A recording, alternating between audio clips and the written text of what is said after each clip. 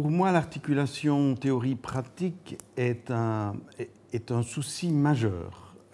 J'ai toujours été convaincu de l'importance des aspects pratiques et du fait que le volet théorique est complètement dépendant d'un certain talent de la part de l'enseignant. Par contre, tout le monde est d'accord pour dire que l'étudiant est trop peu exposé aux réalités, et que ce soit des travaux pratiques, des travaux dirigés, des travaux personnels, de la recherche bibliographique, bref, tout ce qui demande plus d'initiative de la part de l'étudiant est aujourd'hui encore trop peu développé. Donc je pense qu'il faut faire la part plus belle aux aspects pratiques, et surtout, je définirais ça plus que pratique, je définirais ça plutôt comme des activités qui reposent sur l'initiative personnelle et sur la prise en charge par lui-même de l'étudiant. Pour pouvoir faire ça, il faut évidemment que ça soit crédible, et il ne faut pas que dans l'esprit de l'étudiant, cette partie-là soit mineure par rapport aux cours théoriques. C'est une grande tradition du XIXe siècle chez nous, qui est de dire que le réel moment d'extase, c'est le moment où le professeur s'exprime. Et puis le reste, ce sont des fioritures autour. Je pense qu'on a passé ce temps-là depuis une belle lurette maintenant, et il est vraiment temps de s'adapter à autre chose. Mais pour valoriser la partie plus personnelle de l'étudiant, il faut aussi que le professeur s'implique.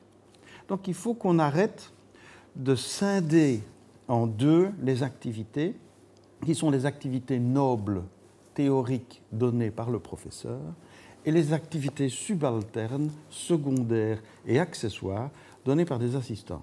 Et ça, pour moi, ça demande une réflexion profonde. J'avais engagé l'institution à y réfléchir. On n'a pas beaucoup progressé, il faut bien reconnaître, mais un petit peu, pour une meilleure valorisation des aspects pratiques par l'engagement du professeur lui-même, qui doit être présent et qui peut-être devrait donner moins de cours. Et les cours devraient peut-être être distribués entre plus de monde, y compris des assistants, y compris tout le personnel scientifique, y compris d'autres collègues, pour répartir la charge, pour se focaliser plus et prendre personnellement en charge les aspects pratiques. Si on fait ça, alors on donne aux yeux de l'étudiant une importance à cet aspect pratique qui n'a pas sens.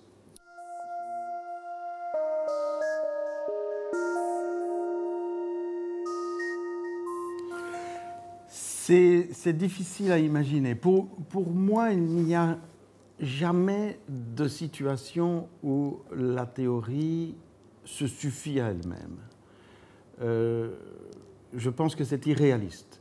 Ça ne peut être réaliste que pour quelques étudiants particulièrement doués, particulièrement focalisés sur la réflexion intellectuelle et qui peuvent se contenter de ça. Mais même les philosophes doivent être à un moment confrontés aux réalités de l'application de leurs idées. Et donc, sans vouloir faire de l'appliqué, je pense que le théorique, c'est une sorte d'exercice. Alors on peut jouer au sudoku, on peut faire toutes sortes de choses dans la vie, y compris du pur théorique et qui, entre guillemets, ne sert à rien. D'abord, rien ne sert à rien, tout sert à quelque chose, et l'exercice, je dirais la gymnastique intellectuelle est quelque chose d'utile. Personne ne conteste ça. Je pense qu'il faut qu'il en reste et il faut qu'on en fasse. Mais quand je vois l'illumination dans les yeux d'un jeune ou d'un moins jeune, le jour où il se rend compte que les cours qu'il a reçus, même dans l'enseignement secondaire, en mathématiques par exemple, peuvent trouver une application dans le métier ultérieurement ou dans des situations où tout d'un coup la trigonométrie prend du sens parce qu'elle devient réelle et elle s'applique, je trouve que c'est dommage qu'on n'arrive pas toujours à faire comprendre ça au moment où on aborde les concepts pour la première fois. Donc il y a vraiment une relation au monde qui nous entoure et à la vie de tous les jours qui est importante. Et je pense que si on arrivait à mieux transposer la théorie dans la pratique, dans l'esprit des jeunes, depuis qu'ils sont très jeunes, on arriverait mieux à les attirer d'ailleurs vers des métiers plus basés sur les sciences et sur les maths, etc.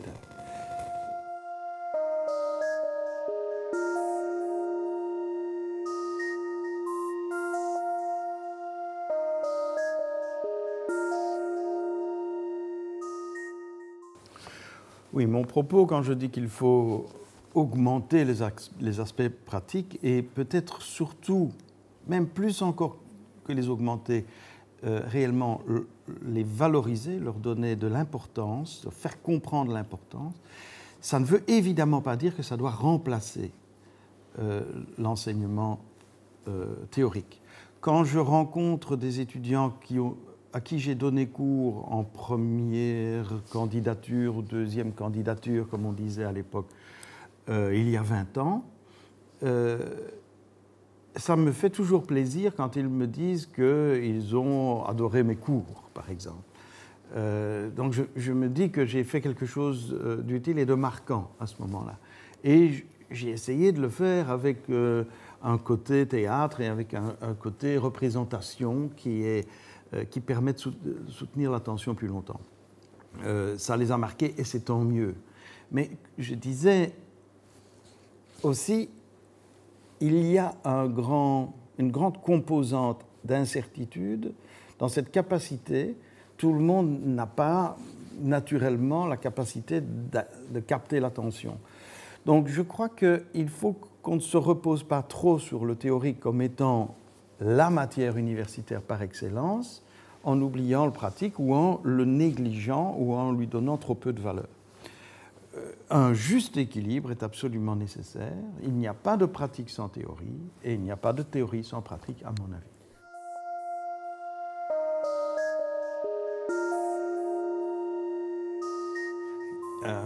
Soyons bien clairs, quand je parle de pratique, je ne pense à aucun moment, et en tout cas pas au niveau des bacs, je ne pense à aucun moment à une pratique professionnalisante. Ce n'est pas notre métier à ce stade-là. Je parle juste d'une pratique qui permet de mieux comprendre la théorie, de comprendre à quoi elle sert, de se mettre en situation d'exercice et en situation où on confronte la théorie à la réalité des chiffres, des nombres ou des objets. Donner un cours d'embryologie théorique, ça ne conduit nulle part si on ne montre pas ce que sont des embryons et comment ils se développent dans la réalité. Et l'aspect pratique, ça peut être des films, ça peut être de la vidéo, ça peut être interactif, ça peut être tout ce qu'on veut. Mais de préférence, ça doit être un moment où l'étudiant participe à sa formation, est un acteur de sa formation. Et c'est ça qui, je trouve, reste peut-être encore un peu trop peu développé aujourd'hui, et ça dépend des facultés, ça dépend des filières. Mais par contre, l'aspect pratique professionnalisant, pour moi, ne peut venir qu'en fin de formation, en fin de master, et d'une manière tout à fait raisonnable. Nous ne sommes pas une école d'application, nous sommes une école de formation générale et de formation à une certaine aptitude par la suite qui doit être la plus vaste possible. Donc on doit avoir un champ de compétences et d'aptitudes extrêmement large. C'est pour ça que tout ce qui aujourd'hui nous conduit à travailler avec des objectifs de compétences est évidemment salutaire.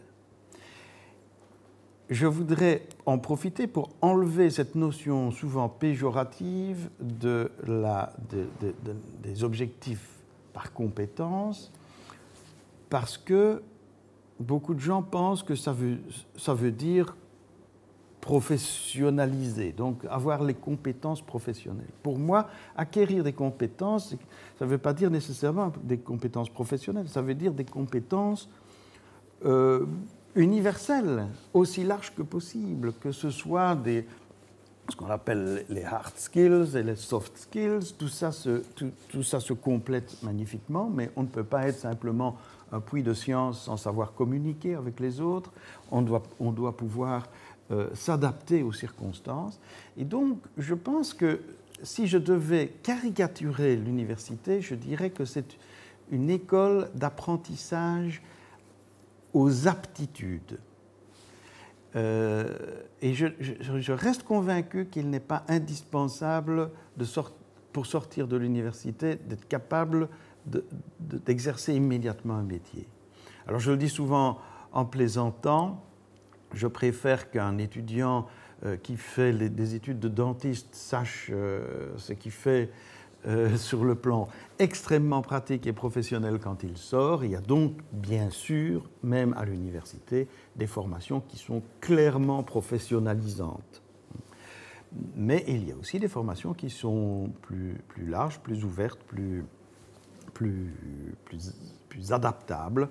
Et donc, c'est cet apprentissage de l'adaptation qui me paraît le plus important. Rien ne serait plus dramatique que quelqu'un qui a fait des études universitaires, parfois longues, qui conduisent à un métier extrêmement précis, qui ne trouve pas d'emploi, pour des raisons diverses, indépendantes de sa volonté, et qui ne puisse pas se reconvertir. Donc, il y a aussi un apprentissage à la capacité de reconversion. C'est ça que j'appelle l'adaptabilité.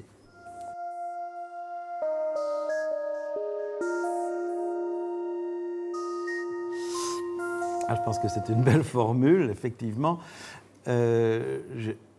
Oui, et il y a une espèce de vulgarité dans la professionnalisation. Mais il ne faut pas tomber dans l'excès caricatural non plus. Je pense que c'est important et tout le monde est préoccupé par le fait qu'un jour, il faudra quand même bien avoir une profession. Donc, se professionnaliser n'est certainement pas péjoratif, mais c'est vrai qu'il ne faudrait pas aller chercher l'ombre à la place de la proie. Je crois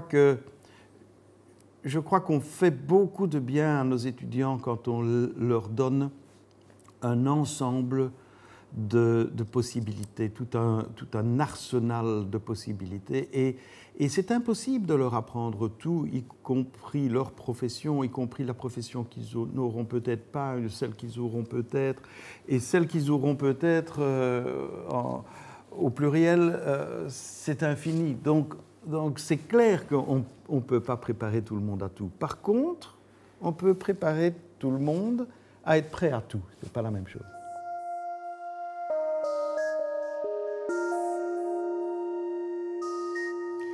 J'ai suivi d'un petit peu près les initiatives qui ont eu lieu à l'Université de Liège, en particulier à la faculté de médecine, lorsqu'ils ont commencé à faire de l'apprentissage par problème et par projet. Et c'est vrai qu'à ce moment-là, ça m'intéressait même personnellement, je donnais encore cours, et donc je voulais voir comment il y avait moyen d'entrer là-dedans.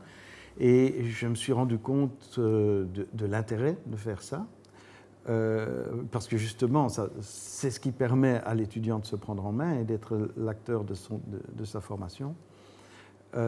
Mais aussi, je me suis rendu compte de l'extraordinaire difficulté que ça implique, de la quantité d'implication de la part de l'encadrant, des encadrants, parce qu'ils ne peuvent pas être tout seuls.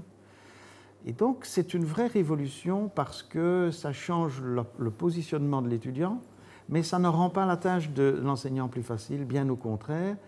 Et ça multiplie les choses qu'il doit faire et ça multiplie le nombre d'intervenants si on veut vraiment que cette relation-là soit riche et productive. Donc, ce qui m'a surtout frappé, parce qu'à ce moment-là, j'étais vice-recteur et donc je commençais à m'intéresser à la gouvernance institutionnelle, et je me suis rendu compte que c'était une perspective magnifique, mais qui risquait fort de rester un mirage si on n'avait pas les moyens de suivre. Or, tout a démontré par la suite, et encore aujourd'hui, que l'enseignement, et l'enseignement supérieur en particulier, se paupérise de manière tout à fait dramatique, et que chaque institution reçoit de moins en moins d'argent pour chaque étudiant qu'elle héberge, et par conséquent, on s'éloigne tous les jours de la possibilité d'améliorer notre enseignement sur base de cette prise en charge de l'étudiant par lui-même. Et il ne faut pas tomber dans le panneau. Ce n'est pas parce que l'étudiant se prend en charge que la charge diminue sur l'enseignant.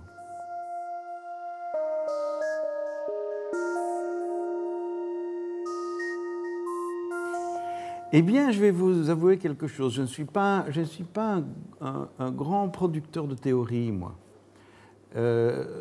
En tout cas, je n'en ai pas conscience. Peut-être que mon entourage trouve que je suis donneur de leçons, je ne pense pas, mais c'est possible. Mais ceci dit, faire un inventaire de ce que je considère comme des théories importantes, je dirais que ma longue pratique m'a plutôt appris que les théories se remplacent. Et c'est plus qu'une longue pratique, c'est aussi toute une vie d'existence depuis l'école primaire. Et donc ça fait 60 ans que je suis à l'école. Et donc ça m'a permis, durant tout ce temps-là, de me rendre compte à quel point la théorie est une proie facile pour des politiques au sens large. Je ne parle pas que des politiciens, je parle de tous les gens qui construisent des politiques. Policies, en anglais, définit mieux le terme. Donc des stratégies, et parfois même tout juste des tactiques, pour toutes sortes d'intérêts divers. Et puis parce que tout le monde pense toujours qu'on peut faire mieux et que donc on doit toujours inventer une théorie pour remplacer. J'ai une grande prudence par rapport aux théories, par rapport à leur aspect manichéen, par rapport à leur aspect sûr d'elles. Les théories ont tendance à être affichées par des gens qui disent « c'est comme ça que ». Et donc je suis assez méfiant par rapport à ça. Je suis beaucoup plus sensible à l'importance de se faire son opinion soi-même et de se mettre en situation et donc d'essayer de s'en sortir par rapport à des situations. Tout ce qu'on m'avait appris avant que le premier jour où je commence à enseigner, tout ça était très théorique effectivement dans ma tête, et le jour où je me suis trouvé en face des étudiants, j'ai tout oublié. Et finalement, j'ai essayé de faire pour un mieux. Après un certain temps, on se rend compte qu'on a ses limitations et on se demande s'il n'y a pas moyen de faire mieux. Et ça, c'est un des grands paradoxes de la vie, c'est qu'il arrive toujours un moment où on a envie de théorie et ce n'est pas quand on vous l'a donné. Ça arrive souvent plus tard dans l'existence. Et donc, j'ai toujours constaté que quand on est déjà bien avancé dans la vie, c'est à ce moment-là qu'on a envie de refaire des études. Et on est sûr qu'elles seront bien plus profitables qu'elles l'ont été quand on les a reçues.